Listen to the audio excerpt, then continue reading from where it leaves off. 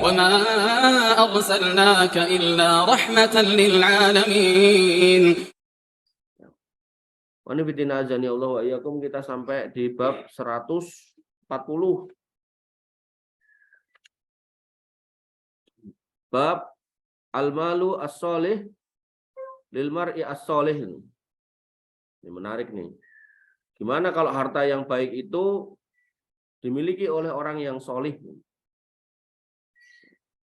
Jadi harta itu kalau dimiliki orang yang solih gimana? Ini yang selalu saya sampaikan. Bahwasanya sebelum kita dikasih harta yang banyak oleh Allah Subhanahu wa taala, maka ayo kita perbaiki diri kita ilmui, kita punya ilmu yang baik, kita punya ilmu yang banyak. Ya harapannya harta yang baik itu akan berjalan di atas atau di tangan orang yang solih.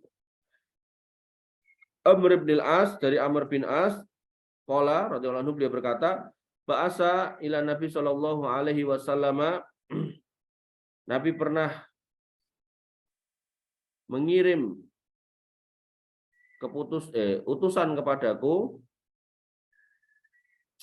fa amaroni an akhuda alayya thiyabi wasilahi thumma ataihu fa fa'altu. Lalu beliau memerintahkan aku untuk mengambil bajuku dan pedangku, kemudian menghadap kepadanya. Fa ataituhu. Fa ataihu. Enggak, kurang pas. Summa ataituhu fa fa'altu. Kemudian aku mengerjakan itu. Fa ataituhu wa huwa yatawaddo. Maka aku pun mendatangi beliau dan beliau sedang dalam keadaan atau sedang berwudu, sedang melakukan wudu. Fasu'ada ilayya al-basar summa ta'ta'a. Kemudian aku memandangi beliau dan beliau ketika itu sedang berwudu. Fasu'ada ilayya, kemudian beliau memandangku, summa ta'ta'a, lalu menundukkan kepalanya, summa qala, dan berkata, ya Amr, wahai Amr, inni uridu an ab'asaka ala jaisin. Aku ingin mengutus kamu bersama dengan tentara. Fa yughnimaka Allah. Lalu dengan sebab itu Allah memberikan harta ghanimah. Artinya berjihad kemudian mengalahkan pasukan dan kemudian mendapatkan ghanimah. Fa arghabu laka raghbatan minal mali solihatan.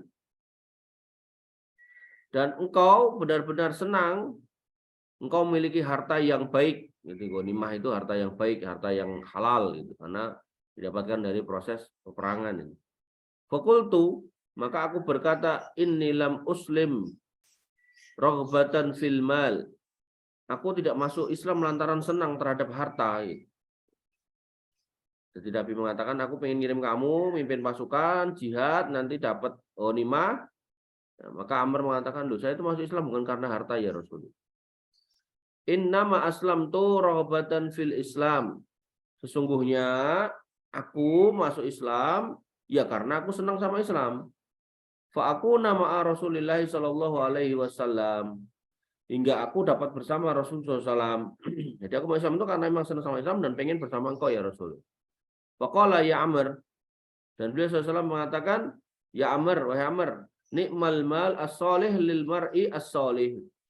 Ketahuilah bahasanya senikmat-nikmat harta, sebaik-baik harta itu adalah yang dimiliki oleh orang yang solih. Jadi Amr disuruh mimpin perang, nanti diiming-imingi harta ghanimah. Amr mengatakan, aku nggak pengen ghanimah. Aku tuh masuk Islam karena saya pengen, ya senang aja sama Islam dan pengen bersama engkau ya Rasul. Oke, nggak apa-apa. Dan justru statementmu itu menyatakan bahwasanya kamu ini orang solih. Jadi orang solih itu kayak gitu. Yaitu orang yang kemudian ngapain aja dalam Islam tapi tidak nyari kekayaan di dalam Islam itu. Jadi guru ngaji sih kayak piro-piro tompo, kurang ya sabar, sesambi dodolan. Ya.